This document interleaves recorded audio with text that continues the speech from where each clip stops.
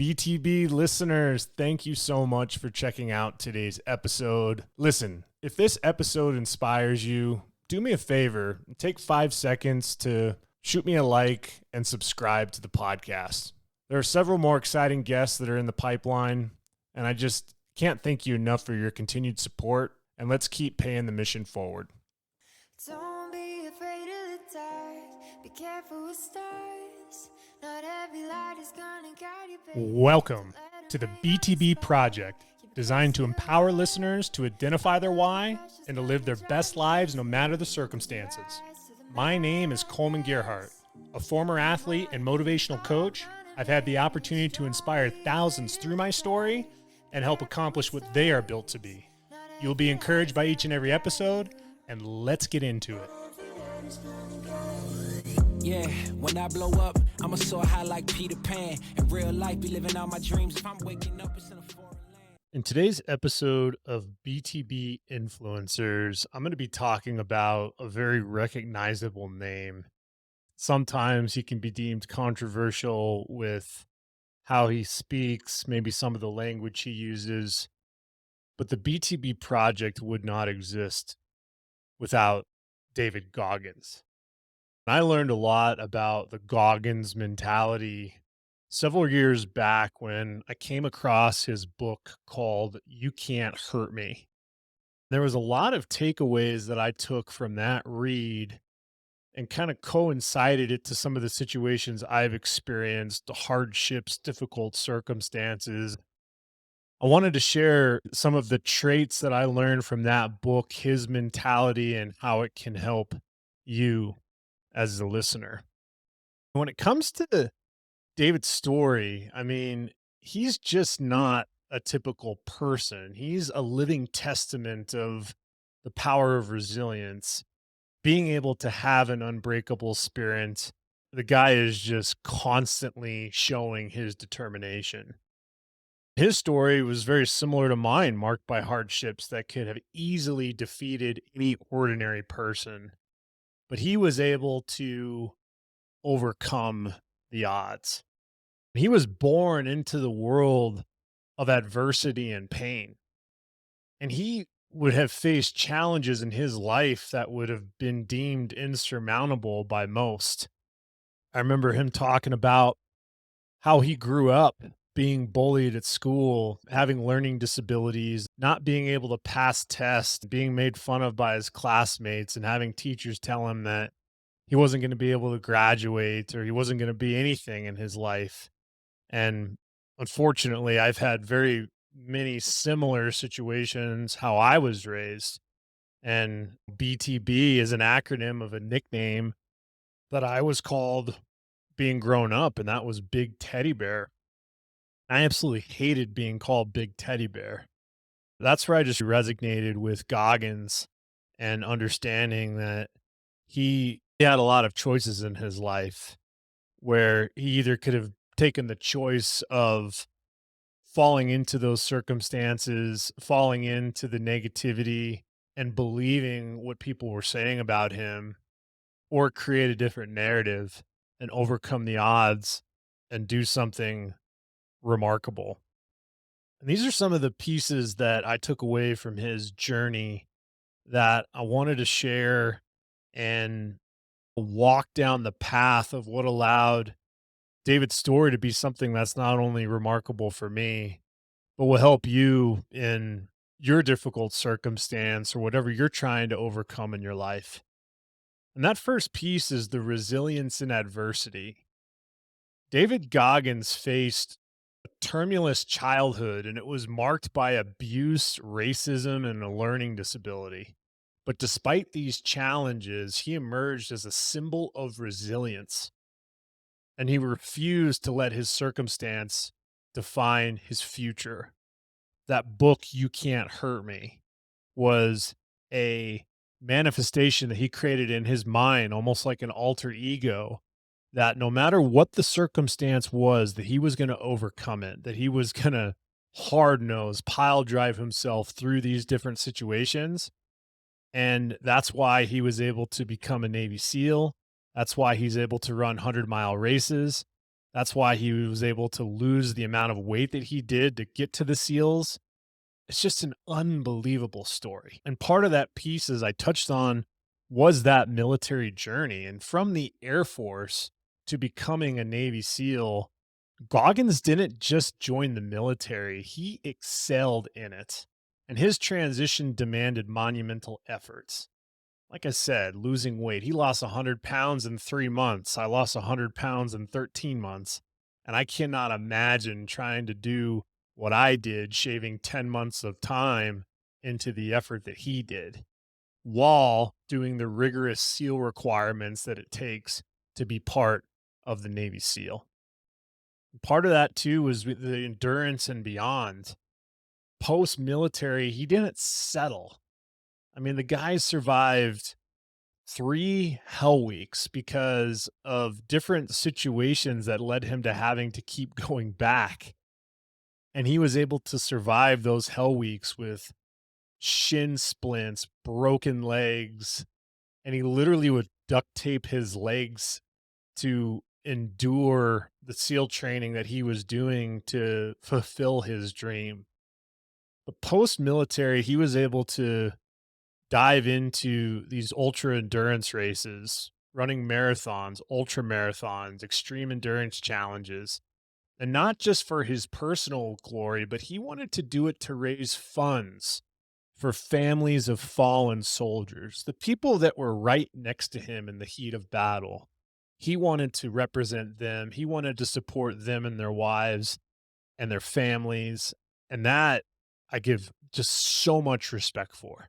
That as much as this Goggins mentality or this personality that he brings, he does have that caring, compassionate piece based off of what he knew it took and he sacrificed to be part of our armed forces of the United States Navy SEALs. And that is the toughest group of our protective forces in the country. And he was one of the leading men along the way. And with that too, he's pushing human limits. His feats in ultra marathons like the Badwater Ultra Marathon, the infamous 88K, and the Moab 240 demonstrated his ability to surpass perceived human limits. And that provided this potential and a far greater opportunity of what we're capable of in our lives.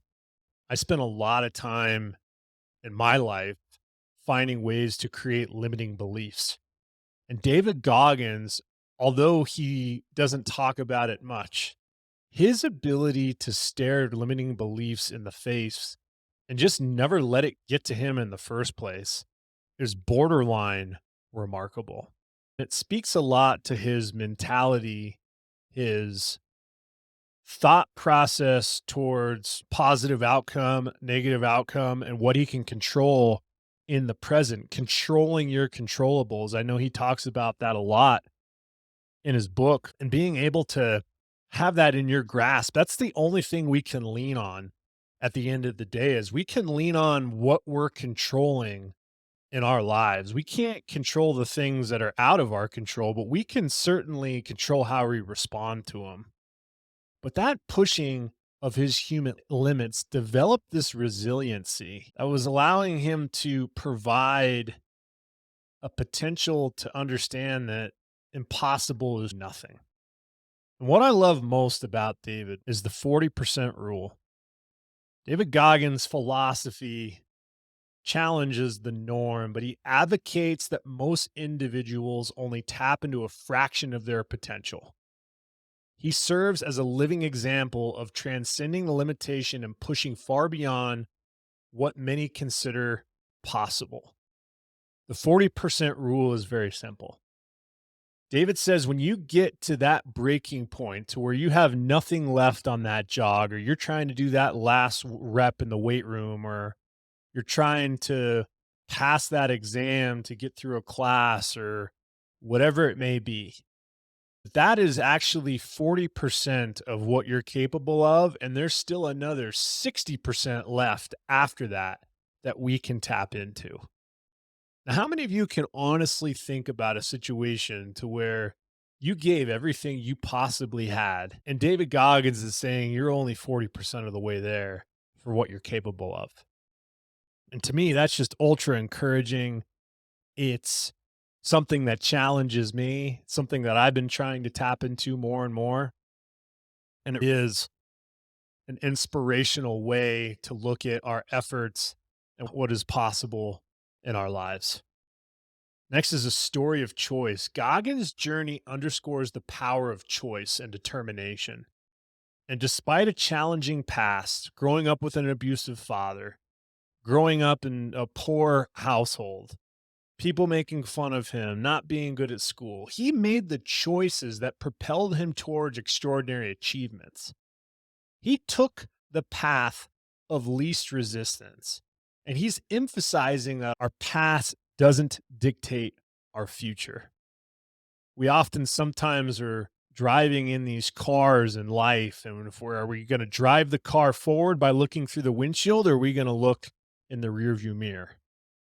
And that ability to be challenged, that ability to understand that we got to be able to be forward thinking, forward focused in any and all aspects of our lives. And we take those difficult circumstances in our past and we reframe it to have it be a positive for our future. And lastly, David Goggins is an inspiration to emulate. His story serves as a beacon of inspiration for those facing obstacles like you and I.